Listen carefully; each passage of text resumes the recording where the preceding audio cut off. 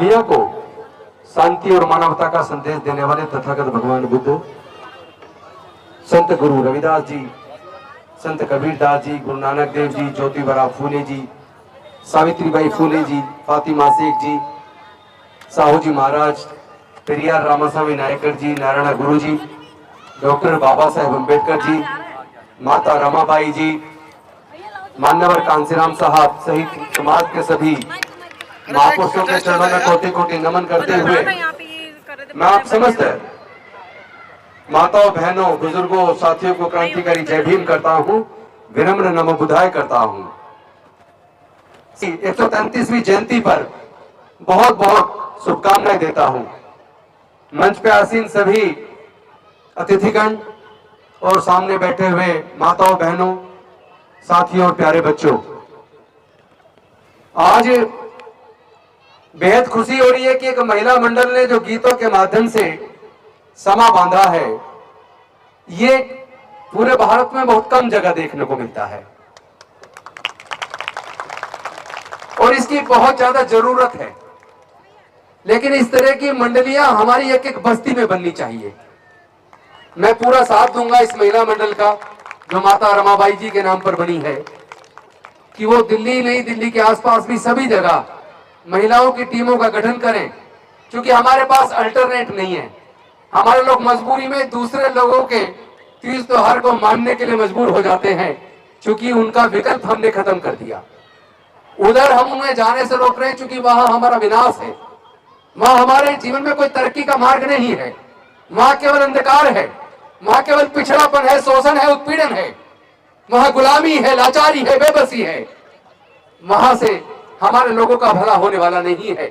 लेकिन जब वहां से हटाया है तो कुछ ना कुछ अल्टरनेट देना होगा। और मैं समझता हूं कि महिला मंडल अगर सब जगह महिलाओं की इस तरह की टीम गठित कर दे, ताकि हम लोग भी अपने अल्टरनेटिव त्योहार मनाएं और उसमें अपने महापुरुषों के बारे में गीत के माध्यम से, गायन के माध्यम से हम लोग अगर अपने कारवां को, बाबा साहेब के मिशन मूवमेंट को आगे बढ़ाएंगे, तो दुनिया की कोई ताकत बाबा साहेब के मिशन को आगे बढ़ने से रोक नहीं सकती। आप सब जानते हैं कि अगर कोई व्यक्ति अपने घर से निकल जाए, बाजार कुछ खरीदने के लिए जाता है, लेकिन वो चलते चलते अगर उसकी अचानक याददाश्त चली जाए और वो रास्ता भटक जाए, क्या वो व्यक्ति कभी अपने घर वापस आ सकता है? क्या नहीं आ सकते ना। लेकिन अगर उसको अचानक अपने घर का रास्ता याद आ जाए, उसकी याददाश्त वापस आ जाए, तो अपने घर आएगा कि नहीं आएगा? आएगा। आएगा ना। आएगा। तो भाई एक सवाल है मेरा छोटा सा, उसका जवाब दे दो। पहले हमें नहीं पता था कि हमारे पूर्वज क्या थे, हमारा इतिहास क्या था। आज हमें पता चल गया, हमारे पूर्वज बौद्ध थे। हमारी सांस्कृतिक विरासत दुनिया के अंदर सबसे कीमती है। सम्राट अशोक के टाइम पर म्यांमार से लेकर ईरान तक पूरा भारत बौद्ध में था। हमारे पूर्वजों की विरासत जहां भी खुदाई होती है, धरती का सीना चीर कर निकल के सामने आती है। तो ये तो हमारे और आपके लिए, सबके लिए गौरव की बात है। तो आज हमें जब पता चल गया कि हमारे पूर्वज बौद्ध थे, पहले मान लो हम भटक गए थे, तो आज तो पता चल गया ना कि हमारे पूर्वज बौद्ध थे। तो हम अपने बुजुर्गों की उस विरासत में, बुद्ध के धम्म में घर वापसी कब करेंगे, कितना टाइम और लगेगा? इसका जवाब आपको खोजना होगा। डॉक्टर बाबा साहेब अम्बेडकर के आने से पहले की स्थिति को पढ़ लो। जब हमारे लोगों के पढ़ने लिखने पर, व्यापार करने पर, संपत्ति रखने पर धार्मिक बंदिश थी, तो हमारे समाज की हालत क्या थी? हमारे समाज के लोग हजारों साल तक गुलाम क्यों रहे? गुलामी का कारण अविद्या था, क्योंकि जब ना पढ़ने का अधिकार था, ना संपत्ति का, ना व्यापार का। इसी के ऊपर गुलामगिरी में शुरू में ही ज्योतिबा फूले जी ने लिखा है, ज्ञान बिना मति गई, मति बिना नीति गई, नीति बिना गति गई, गति बिना धन गया, धन के अभाव में हमारे लोग गरीब हो गए और गुलाम हो गए। और ये जो नुकसान हमारे बहुजन समाज का हुआ, शूद्रों और अछूतों का हुआ, ये अविद्या की वजह से हुआ, ये पढ़ने लिखने पर धार्मिक बंदिश की वजह से हुआ। लेकिन डॉक्टर बाबा साहेब अम्बेडकर जी ने हमारे ज्ञान के रास्ते खोल दिए, हमारे पढ़ने लिखने के रास्ते खोल दिए, हमारे नौकरी के रास्ते खोल दिए, हमारे सत्ता में आने के रास्ते खोल दिए। लेकिन वो रास्ते कितने दिन खुले रहे? इस रास्ते को खोलने के लिए डॉक्टर बाबा साहेब अम्बेडकर जी ने जो कुछ हमें दिया, ये सब देने के लिए क्या क्या गंवाया, कभी उसके बारे में हम सोचते हैं? डॉक्टर बाबा साहेब अम्बेडकर ने ये सब हमें देने के लिए अपने 5 में से 4 बच्चों को गंवा दिया। 5 में से 4 बच्चों को गंवा दिया। जवानी में अपनी पत्नी माता रमाबाई को गंवा दिया। तब कहीं जाकर वो हमारे आगे बढ़ने के रास्ते बना पाए। हम लोग को डॉक्टर, इंजीनियर, जज, collector, scientist, professor, MP, MLA, सारे रास्ते, यहां तक कि राष्ट्रपति बना दिया। वो अकेले सब कुछ देकर गए, लेकिन सवाल यह है कि हम सब लोग मिलकर जो बाबा साहेब देकर गए उसको भी बचा कर नहीं रख पाए। वो भी सब छिन गया है, एक साजिश के तहत छिना है, अपने आप नहीं छिना है। उन लोगों को यह बात बर्दाश्त नहीं होती जो हजारों साल तक उनके गुलाम थे, वो तरक्की के रास्ते पर कैसे निकल आए, जो कभी हमारे सामने खाट पर नहीं बैठ सकते थे, वो लोग हमारे अफसर बनकर कैसे आने लगे। वो डॉक्टर बन रहे हैं, जज बन रहे हैं, कलेक्टर बन रहे हैं, साइंटिस्ट बन रहे हैं, प्रोफेसर बन रहे हैं। अगर इसी तरह दलित समाज के लोग पढ़ लिख कर आगे बढ़ेंगे तो उनकी फैक्ट्रियों में सस्ते मजदूर कहां से आएंगे, उनके खेतों में सस्ते मजदूर कहां से आएंगे।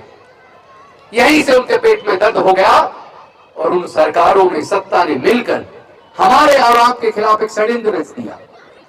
और षड्यंत्र रच के जितने भी सार्वजनिक उपक्रम की कंपनियां होती थी, एलआईसी, बाकी इंश्योरेंस कंपनियां, देश के सारे bank, railway, post office, MTNL, BSNL, ITD के होटल, बाल्को, नाल्को, एयरपोर्ट, एयर इंडिया, और जितने भी बंदरगाह, एक एक करके देश की सरकारों ने सबको बेच दिया। और जो बिक गया, वहां जो नौकरी में हमारे लोग आते थे उनके नौकरी का रास्ता बंद हो गया। एक समय था, और आप सब लोग इस बात से सहमत भी होंगे, एक समय हर घर में, शहरों में कहीं कहीं तो 3-3, 4-4 लोग सरकारी नौकर होते थे। आज पूरी बस्ती के अंदर 1-2 कोई मुश्किल से सरकारी नौकर जो नहीं जिसकी नौकरी लग रही हो, 1-2 मिलता है। सही बोल रहा हूं, झूठ बोल रहा हूं? सही बोल रहा हूं ना? नौकरी के रास्ते आपके उन्होंने बंद कर दिए। पढ़ाई से हम लोग आगे बढ़े थे, पढ़ने के रास्ते खुलने आगे बढ़े थे, लेकिन इन्होंने पढ़ाई को इतना महंगा कर दिया कि हमारे लोग पढ़ ही ना पाए। जब ना पढ़ पाएंगे तो आगे बढ़ने का रास्ता ऑटोमेटिक बंद हो जाएगा। और उन्होंने बड़े साजिश के तहत चालाकी से काम किया।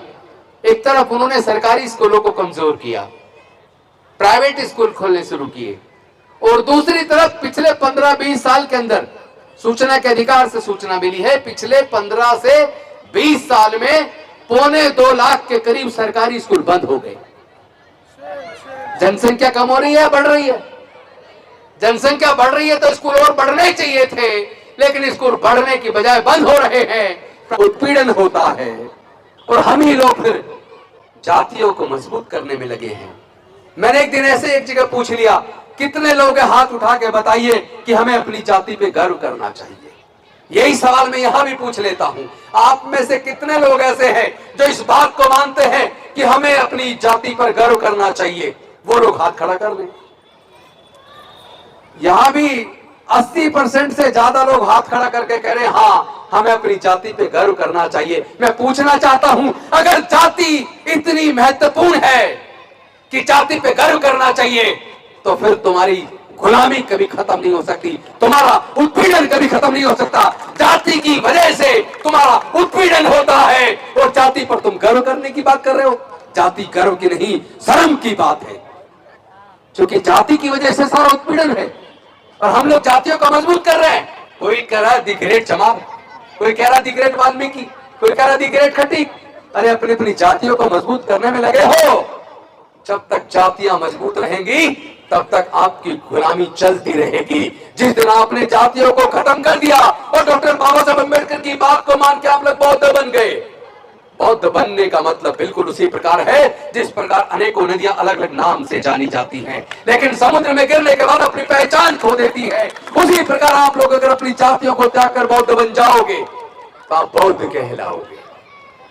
लेकिन आपको जाति पर गर्व कर रहे हैं आप लोग को तो इतना भी एहसास नहीं है। इसी जाति की वजह से आपका हजारों साल तक उत्पीड़न हुआ, उसी जाति को तो मजबूत करने की बात कर रहे हो। शर्म नहीं आती?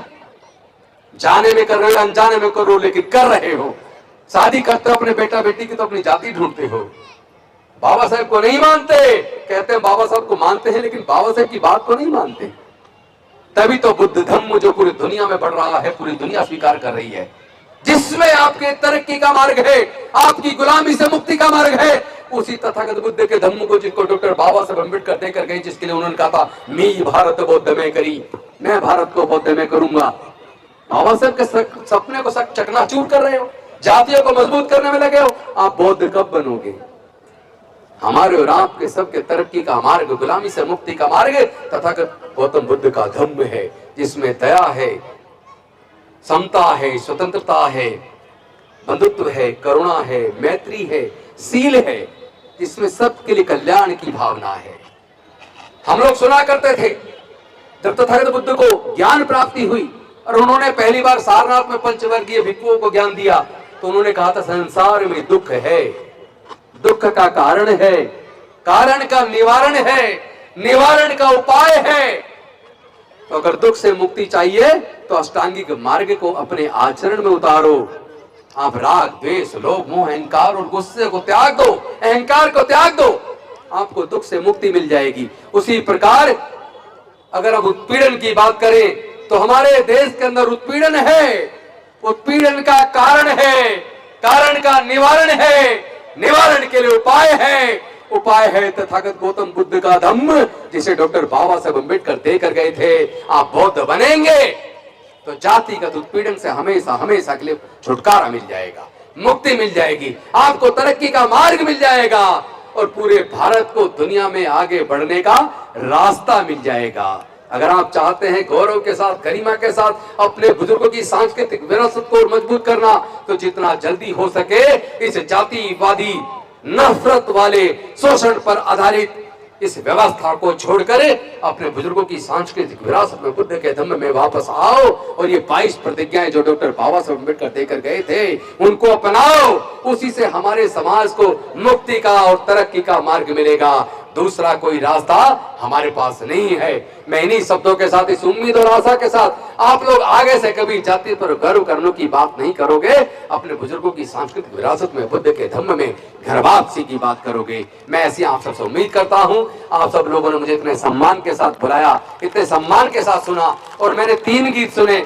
मैडम कह रही थी एक गीत और सुन लो, मैं सुन लेता, लेकिन ये जो होता है ज्यादातर लोग शनिवार और त्योहार को अम्बेडकर जयंती के प्रोग्राम बनाते हैं, एक ही दिन में कई प्रोग्राम लगते हैं, फिर कल सुबह से प्रोग्राम रात को लेट तक चलेंगे। तो इसी तरह लगातार कोशिश करते हैं हर जगह अटेंडेंस लग जाए। ऐसा नहीं है, हमारी नीयत नहीं है कि हम ना सुने या हम लोग घंटों तक ना बैठे, लेकिन दूसरी जगह से फोन आते रहते हैं कि जल्दी करो, इंतजार हो रहा है आपका, इसलिए मजबूरी में जाना होता है। आपका बहुत बहुत धन्यवाद, बहुत बहुत आभार। नमो बुद्धाय, जय भीम, जय भारत, जय जय जय जय जय भीम, जय जय जय जय जय भीम, जय जय जय जय जय भीम, शुक्रिया।